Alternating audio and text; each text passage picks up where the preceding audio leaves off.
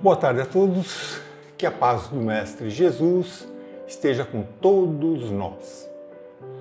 Dando continuidade à leitura de O Livro dos Médiuns, estamos no capítulo 19, Papel do Médium nas Comunicações, e começamos agora com o item que diz respeito à dissertação de um espírito sobre o papel dos médiuns.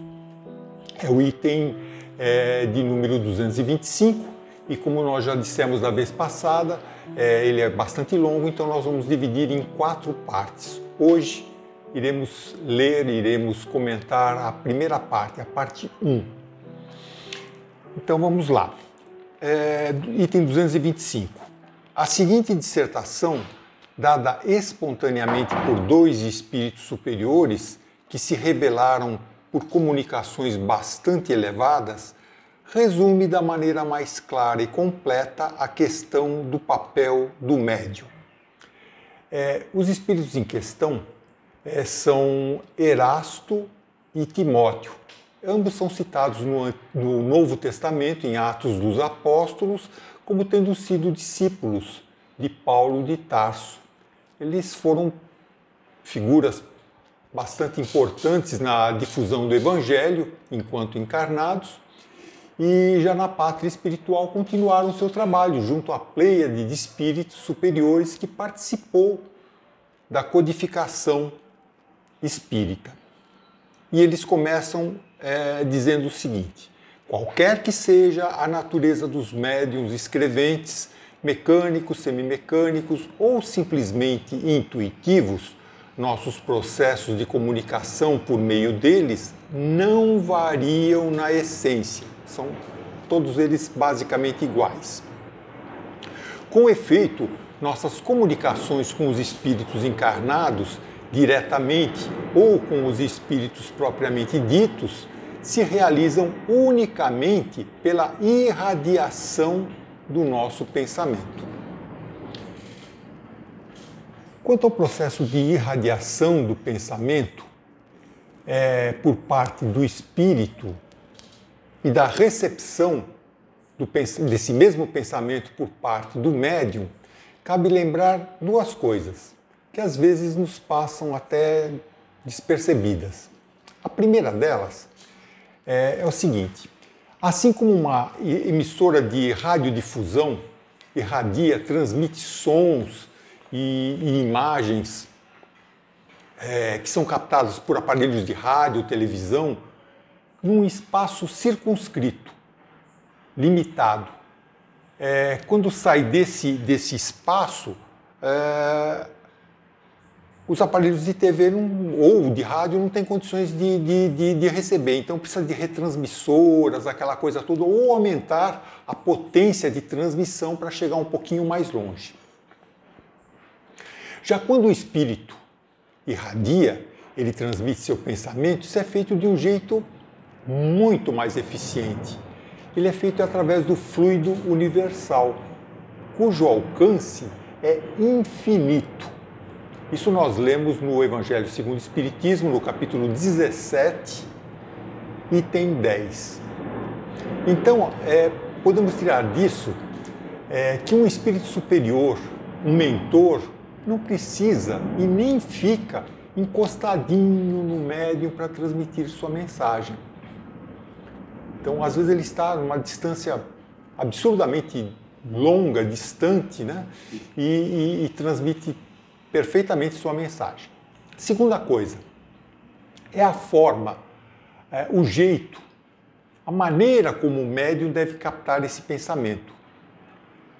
Quando se ouve, por exemplo, um programa educativo no rádio, ou ao vivo, ou um professor falando em sala de aula, o aluno é incitado, estimulado a ficar atento, a pensar, a raciocinar, a criticar de forma lógica o que está ouvindo, para dessa forma entender o que está sendo dito, gravar no cérebro e depois fazer uso dessa informação, desse ensinamento.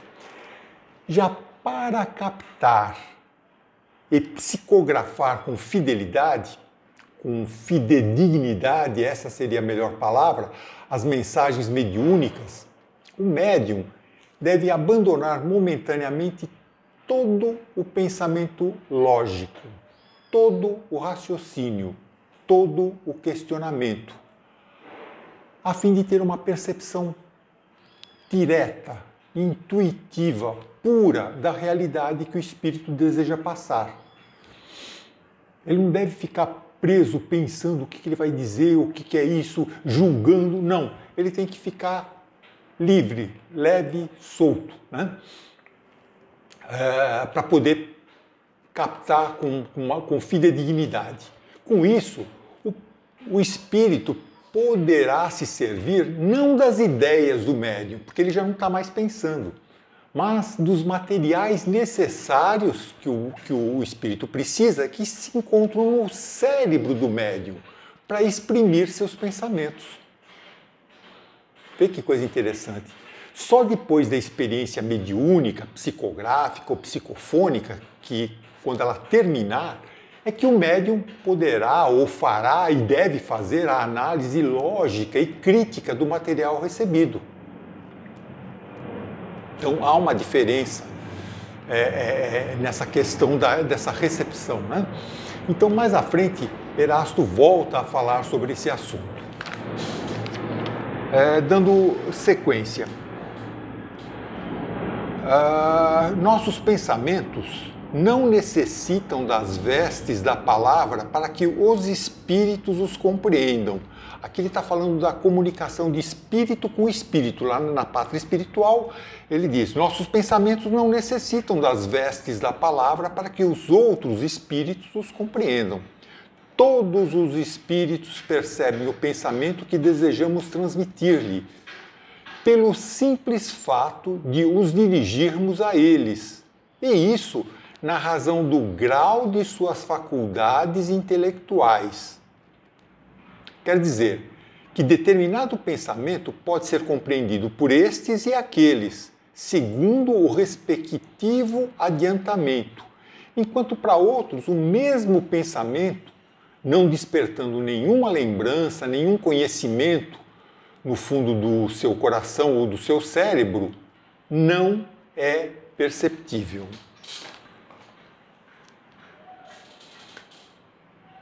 A transmissão de pensamento é, portanto, a comunicação direta e imediata entre as mentes desencarnadas sem a necessidade do uso da palavra.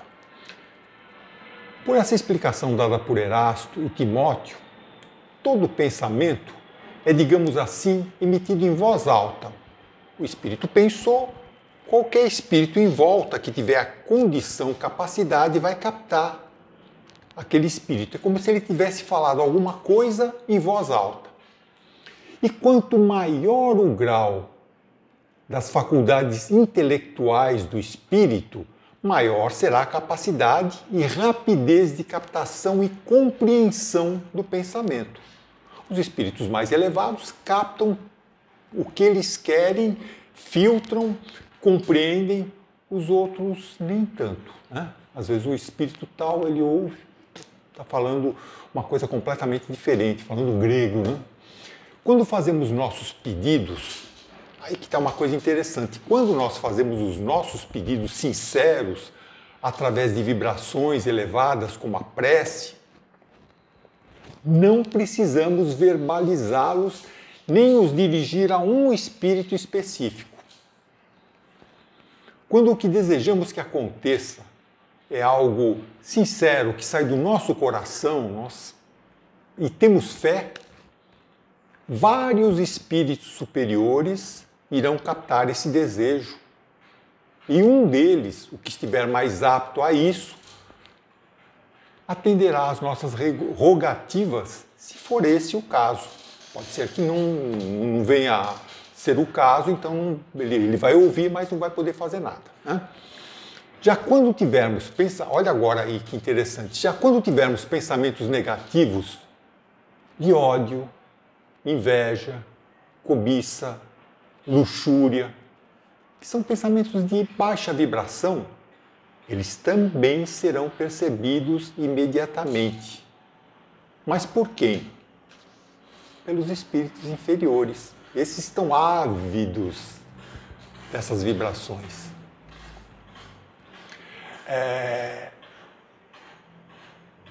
Que eles vibram nessa mesma faixa e o interessante, eles aproveitam essas brechas no ser humano e poderão se unir a nós, potencializando essas emoções e sentimentos negativos. E com isso, ficaremos mais propensos a aumentar a nossa desordem, o nosso desconforto, nossos problemas, nossas mazelas psíquicas. Ainda não há comprovação científica, mas estudos em andamento sugerem que vibrações altas de alegria, amor, paz, confiança, fé, ajudam a manter em alta até mesmo a nossa imunidade física. Veja que coisa interessante.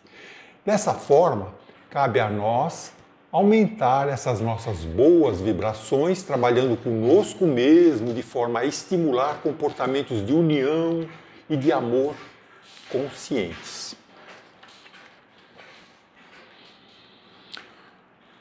Prosseguindo, nesse caso, o espírito encarnado que nos serve de médium é mais apropriado para transmitir o nosso pensamento a outros encarnados.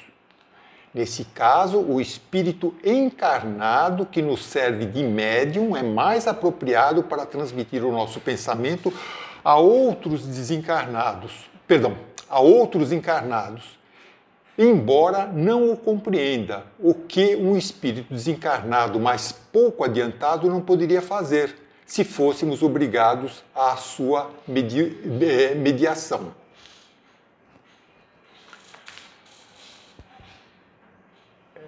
É interessante esse item.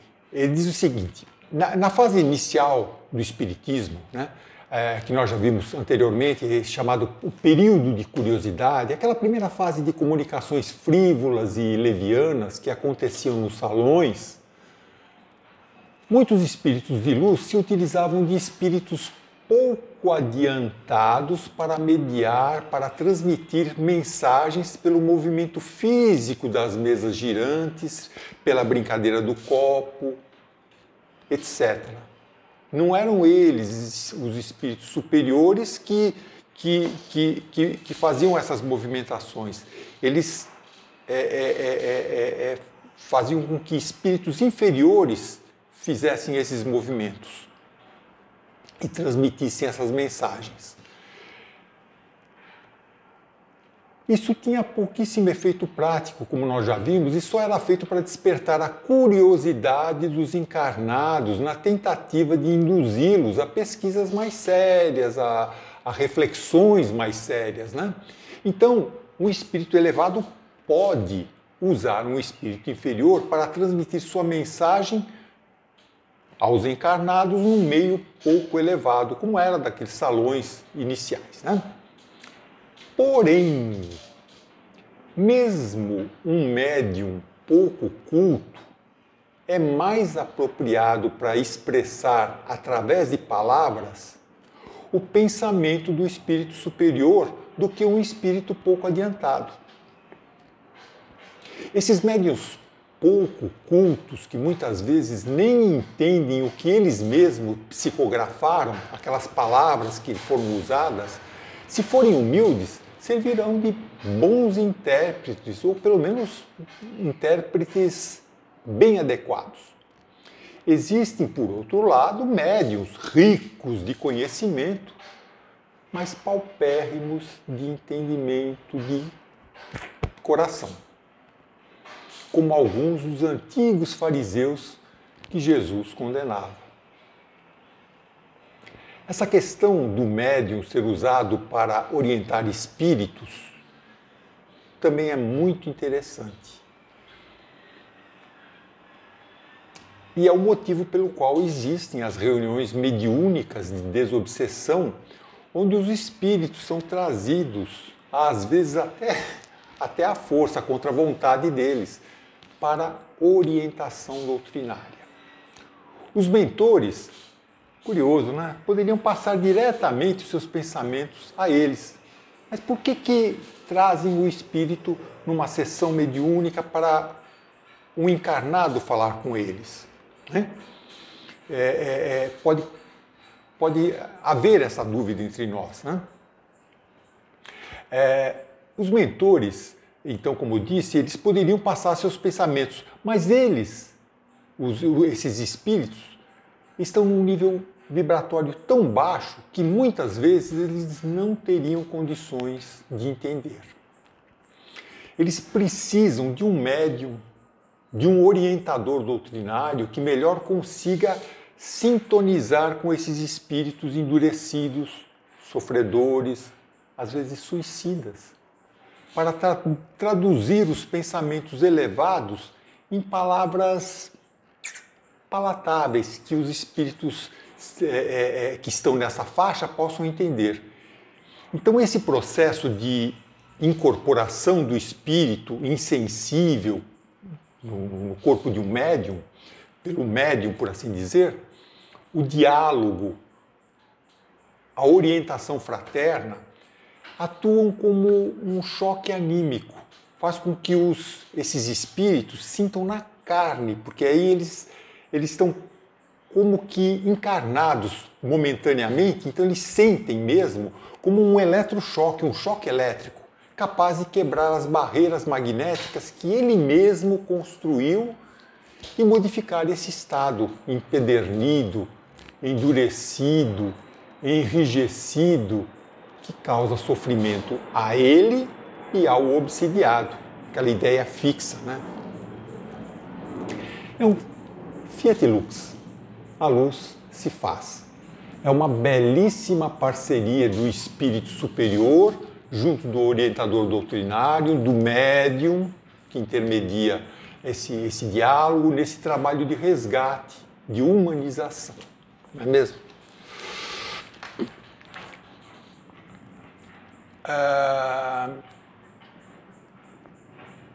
Dando continuidade, porque o ser terreno põe o seu corpo como instrumento à nossa disposição, o que o espírito errante não pode fazer.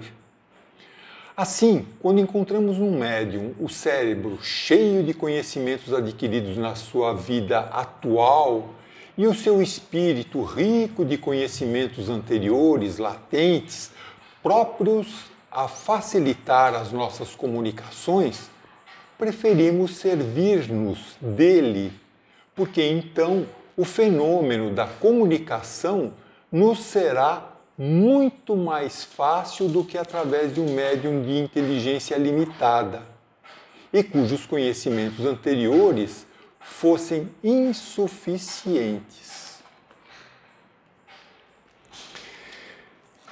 A análise dos espíritos Erasto e Timóteo sobre o papel dos médiuns é muito clara e lógica. O espírito não se serve das ideias do médium, mas dos materiais existentes, necessários para exprimir os seus próprios pensamentos, que estão lá dentro do cérebro do médium, né? E que foram adquiridos nessa vida ou em outras vidas. Quanto mais rico for esse cérebro do médium, mais fácil se torna a comunicação. O codificador Kardec, que ele ensina que quando o espírito se exprime numa língua familiar ao médium, encontra as palavras já formadas e prontas para traduzir a sua ideia. Mas quando quer se exprimir num idioma que o médium não conhece, é obrigado como que a ditar, por assim dizer, letra por letra para formar as palavras. Caso o médium não saiba nem ler nem escrever, não dispõe nem mesmo dessas letrinhas no seu cérebro. Nesse caso, a dificuldade material é ainda maior. É então necessário que o espírito lhe conduza a mão, como se faria com uma criança. Todos esses fenômenos são possíveis e a literatura espírita tem numerosos exemplos disso. Por isso, se compreende por que os espíritos preferem os instrumentos mais rápidos, ou como eles mesmos dizem, os médiuns bem aparelhados. E aí terminamos a leitura do item 225, a primeira parte. Na próxima semana, se Deus permitir, continuaremos com a leitura desse mesmo item 225 na parte 2. Que a paz de Jesus continue com todos nós, agora e sempre.